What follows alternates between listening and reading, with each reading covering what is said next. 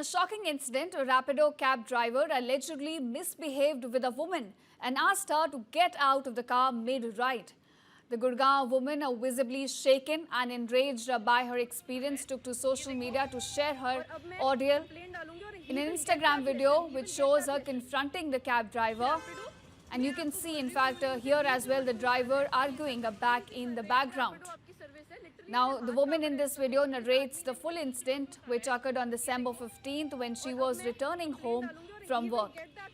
The situation here escalated over the driver playing a very loud music while she was trying to speak over the phone. So she then went on to the police station to get an FIR registered, but instead, police then tried to dissuade her from filing an FIR. The woman later went to district court as well to file the case against the driver.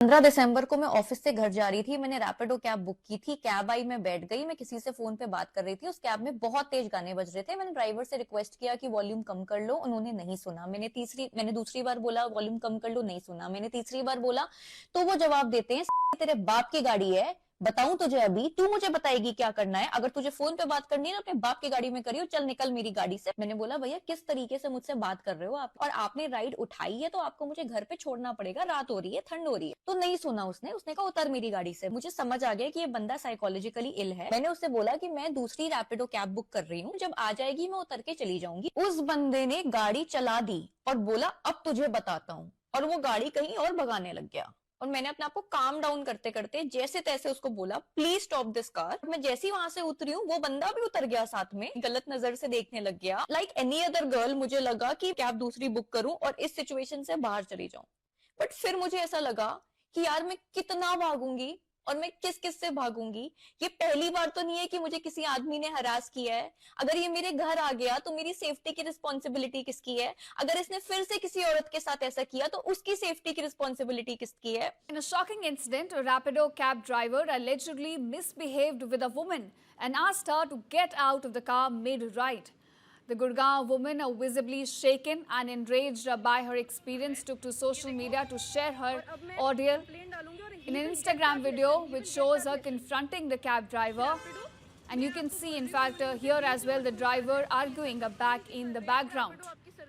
Now, the woman in this video narrates the full incident which occurred on December 15th when she was returning home from work.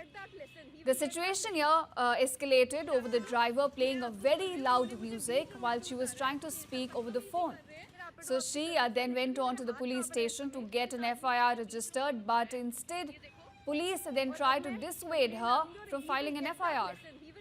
The woman later went to district court as well to file the case against the driver.